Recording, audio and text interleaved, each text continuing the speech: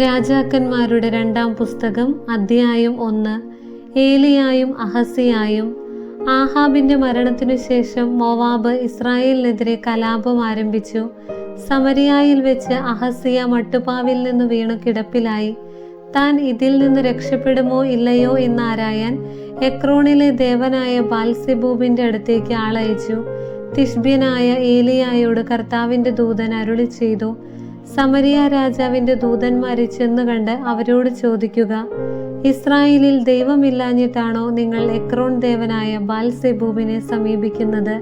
കർത്താവ് അരുളി ചെയ്യുന്നു, രോഗശയ്യയിൽ നിന്നു നീ എഴുന്നേൽക്കുകയില്ല, നീ മരിക്കും. ഏലിയ പുറപ്പെട്ടു. ദൂതന്മാർ തിരിച്ചെത്തിയപ്പോൾ രാജാവ് ചോദിച്ചു, നിങ്ങൾ എന്താണ് തിരികെ വന്നത്? അവർ മറുപടി പറഞ്ഞു, ഒരാൾ വന്ന് ഞങ്ങളോട് പറഞ്ഞു, നിങ്ങൾ തിരികെ ചെന്ന് നിങ്ങളെ അയച്ച രാജാവിനെ അറിയിക്കുക, കർത്താവ് അരുളി ചെയ്യുന്നു, ഇസ്രായേലിൽ ദൈവമില്ലാഞ്ഞിട്ടാണോ എക്രോൺ ദേവനായ ബാൽസെബൂബിനെ നീ സമീപിക്കുന്നത്? ഈ രോഗശയ്യയിൽ നിന്ന് നീ എഴുന്നേൽക്കുകയില്ല, നീ മരിക്കും. അവൻ ചോദിച്ചു, നിങ്ങളോട് ഇതു പറഞ്ഞയാൾ എങ്ങനെയിരുന്നു? അവർ പറഞ്ഞു, അവൻ രോമക്കുപ്പായവും തുകൽ കൊണ്ടുള്ള അരപ്പട്ടയും അണിഞ്ഞിരുന്നു. ഉടനെ രാജാവ് പറഞ്ഞു, തിശ്ബ്യനായ ഏലിയ ആണവൻ. രാജാവ് 50 പേരുടെ ഗണത്തെ നായകനോടൊപ്പം ഏലിയായുടെ അടുത്തേക്ക് അയച്ചു. മലമുകളിലിരുന്ന ഏലിയായോട് നായകൻ പറഞ്ഞു, ദൈവപുരുഷ, ഇറങ്ങി വരാൻ രാജാവ് കൽപ്പിക്കുന്നു. ഏലിയ പ്രതിവചിച്ചു, ഞാൻ ദൈവപുരുഷനാണെങ്കിൽ ആകാശത്തിൽ നിന്ന് അഗ്നി ഇറങ്ങി നിന്നെയും നിന്റെ 50 പേരെയും ദഹിപ്പിച്ചു കളയട്ടെ. ആകാശത്തിൽ നിന്ന് അഗ്നി ഇറങ്ങി അവരെ ദഹിപ്പിച്ചു. വീണ്ടും 50 പേരെ നായകനോടൊപ്പം രാജാവ് ഏലിയായുടെ അടുത്തേക്ക് അയച്ചു. നായകൻ ചെന്ന് അവനോട് പറഞ്ഞു, ദൈവപുരുഷ, ഇത് രാജാവിന്റെ കൽപ്പനയാണ്, വേഗം ഇറങ്ങി വരിക. ഏലിയ പറഞ്ഞു, ഞാൻ ദൈവപുരുഷനാണെങ്കിൽ ആകാശത്തിൽ നിന്ന് അഗ്നി ഇറങ്ങി നിന്നെയും നിന്റെ 50 പേരെയും ദഹിപ്പിച്ചു കളയട്ടെ. ആകാശത്തിൽ നിന്ന് ദൈവത്തിന്റെ അഗ്നി ഇറങ്ങി അവരെ ദഹിപ്പിച്ചു. രാജാവ് മൂന്നാമതും 50 പേരെ നായകനോടുകൂടെ അയച്ചു. നായകൻ ചെന്ന് ഏലിയായുടെ മുൻപിൽ മുട്ടുകുത്തി അപേക്ഷിച്ചു, ദൈവപുരുഷ, എന്റെയും അങ്ങയുടെ ഈ 50 ദാസന്മാരുടെയും ജീവൻ അങ്ങയുടെ ദൃഷ്ടിയിൽ വിലപ്പെട്ടതായിരിക്കട്ടെ. മുൻപ് വന്ന 50 പേരുടെ 2 സംഘങ്ങളെയും അവരുടെ നായകന്മാരെയും ആകാശത്തിൽ നിന്ന് അഗ്നി ഇറങ്ങി ദഹിപ്പിച്ചു. ഇപ്പോൾ എന്റെ ജീവൻ അങ്ങയുടെ ദൃഷ്ടിയിൽ വിലപ്പെട്ടതായിരിക്കട്ടെ. കർത്താവിന്റെ ദൂതൻ ഏലിയായോട് പറഞ്ഞു, അവനോട് കൂടെ ഇറങ്ങി ചെല്ലുക, അവനെ ഭയപ്പെടേണ്ട. ഏലിയ അവനോടുകൂടെ രാജാവിന്റെ അടുത്ത് ചെന്നു. ഏലിയ രാജാവിനോട് പറഞ്ഞു, കർത്താവ് അരുളി ചെയ്യുന്നു, എക്രോൺ ദേവനായ ബാൽസെബൂബിനോട് ആരായാൻ ദൂതന്മാരെ അയച്ചതുകൊണ്ട് നീ രോഗശയ്യയിൽ നിന്ന് എഴുന്നേൽക്കുകയില്ല, നിശ്ചയമായും നീ മരിക്കും. ഇസ്രായേലിൽ ദൈവമില്ലാഞ്ഞിട്ടാണോ നീ ഇത് ചെയ്തത്? ഏലിയ വഴി കർത്താവ് അരുളി ചെയ്തതുപോലെ അവൻ മരിച്ചു. അഹസ്യായ്ക്ക് പുത്രനില്ലാതിരുന്നതിനാൽ സഹോദരൻ യോറാം യൂദാ രാജാവായ യഹോശാഫാത്തിന്റെ പുത്രൻ യഹോറാമിന്റെ 2-ാം ഭരണവർഷത്തിൽ രാജാവായി. അഹസ്യായുടെ മറ്റു പ്രവർത്തനങ്ങൾ ഇസ്രായേൽ രാജാക്കന്മാരുടെ ദിനവൃത്താന്തത്തിൽ രേഖപ്പെടുത്തിയിട്ടുണ്ടല്ലോ. അധ്യായം 2. ഏലിയ സ്വർഗത്തിലേക്ക്. കർത്താവ് ഏലിയായെ സ്വർഗത്തിലേക്ക് ചുഴലിക്കാറ്റിലൂടെ എടുക്കാൻ സമയമായപ്പോൾ ഏലിയായും എലീഷായും ഗിൽഗാലിൽ നിന്ന് വരികയായിരുന്നു. ഏലിയ എലീഷായോട് പറഞ്ഞു, ദയവായി ഇവിടെ നിൽക്കുക, കർത്താവ് എന്നെ ബേഥേൽ വരെ അയച്ചിരിക്കുന്നു. എന്നാൽ എലീഷ പറഞ്ഞു, കർത്താവിനെയും അങ്ങയെയും സാക്ഷിയാക്കി ഞാൻ പറയുന്നു, ഞാൻ അങ്ങയെ വിട്ടുമാറില്ല. അങ്ങനെ അവർ ബേഥേലിലേക്ക് പോയി. ബേഥേലിലുണ്ടായിരുന്ന പ്രവാചക ഗണം എലീഷായോട് പറഞ്ഞു, കർത്താവ് നിന്റെ യജമാനനെ ഇന്ന് നിന്നിൽ നിന്ന് എടുക്കുമെന്ന് നിനക്കറിയാമോ? അവൻ പറഞ്ഞു, ഉവ്വ്, എനിക്കറിയാം, നിശബ്ദരായിരിക്കുവിൻ. ഏലിയ എലീഷായോട് പറഞ്ഞു, ദയവായി ഇവിടെ നിൽക്കുക, കർത്താവ് എന്നെ ജെറീക്കോയിലേക്ക് അയച്ചിരിക്കുന്നു.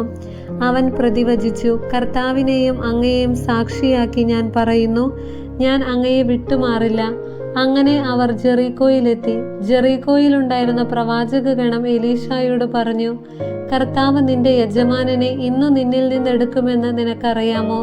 അവൻ പറഞ്ഞു, ഉവ്വ്, എനിക്കറിയാം, നിശബ്ദരായിരിക്കുവിൻ. അനന്തരം ഏലിയ എലീഷായോട് പറഞ്ഞു, ദയവായി ഇവിടെ നിൽക്കുക, കർത്താവ് എന്നെ ജോർദാനിലേക്ക് അയച്ചിരിക്കുന്നു. അവൻ പറഞ്ഞു, കർത്താവിനെയും അങ്ങയെയും സാക്ഷിയാക്കി ഞാൻ പറയുന്നു, ഞാൻ അങ്ങയെ വിട്ടുമാറില്ല. അങ്ങനെ ഇരുവരും യാത്ര തുടർന്നു. അവർ ഇരുവരും ജോർദാനു സമീപം എത്തിയപ്പോൾ പ്രവാചക ഗണത്തിൽപ്പെട്ട 50 പേർ അല്പം അകലെ വന്നു നിന്നു. ഏലിയ മേലങ്കിയെടുത്ത് ചുരുട്ടി വെള്ളത്തിലടിച്ചു. വെള്ളം ഇരുവശത്തേക്കും മാറി. ഇരുവരും ഉണങ്ങിയ നിലത്തുകൂടി അക്കരെ കടന്നു. മറുകരെ എത്തിയപ്പോൾ ഏലിയ എലീശായോട് പറഞ്ഞു, നിന്നിൽ നിന്ന് എടുക്കപ്പെടുന്നതിനു മുമ്പ് ഞാൻ എന്താണ് ചെയ്തു തരേണ്ടത്?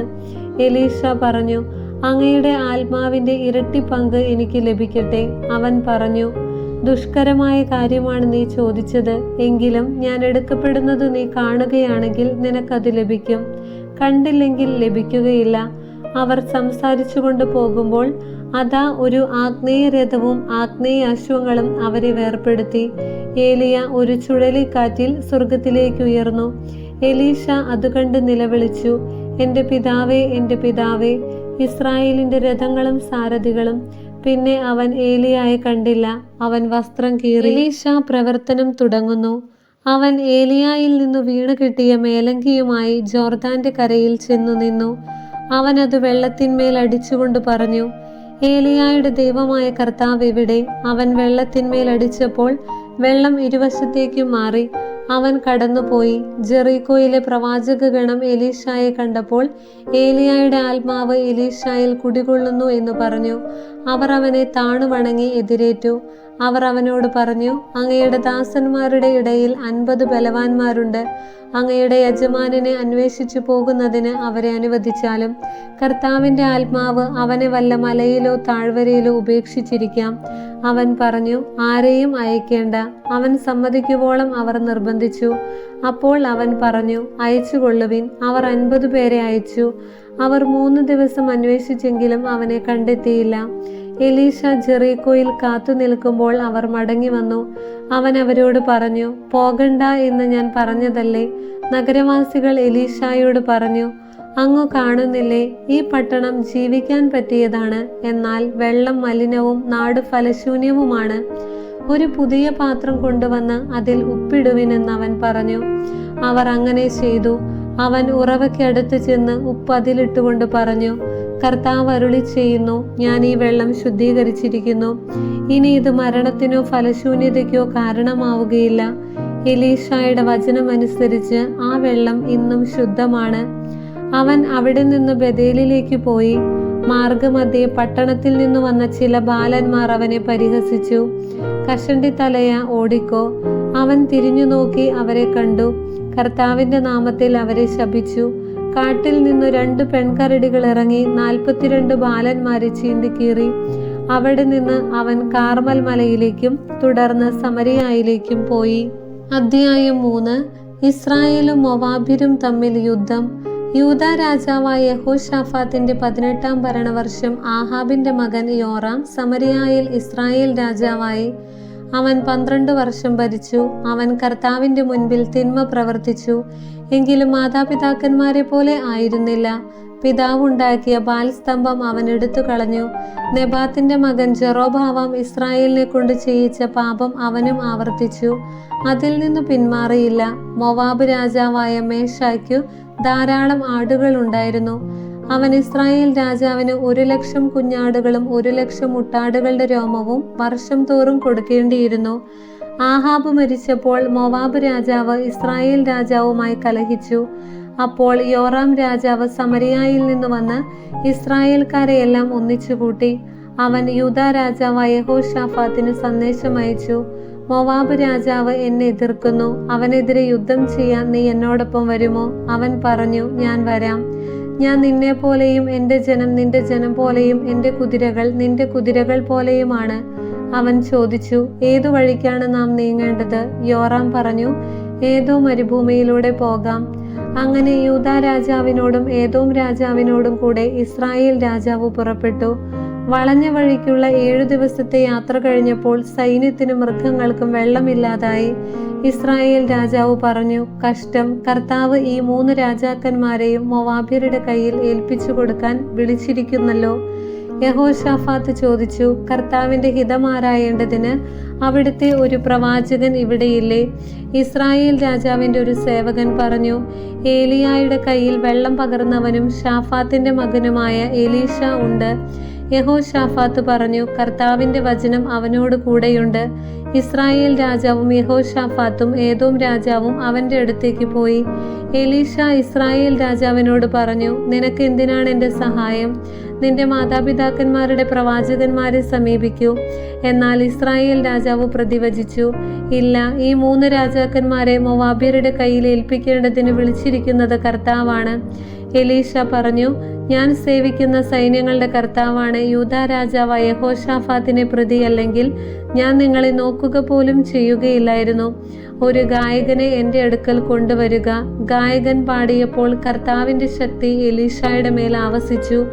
അവൻ പറഞ്ഞു, കർത്താവ് അരുളി ചെയ്യുന്നു, ഈ വരണ്ട അരുവിത്തടം കുളങ്ങൾ കൊണ്ട് ഞാൻ നിറയ്ക്കും. കാറ്റോ മഴയോ ഉണ്ടാകുകയില്ല.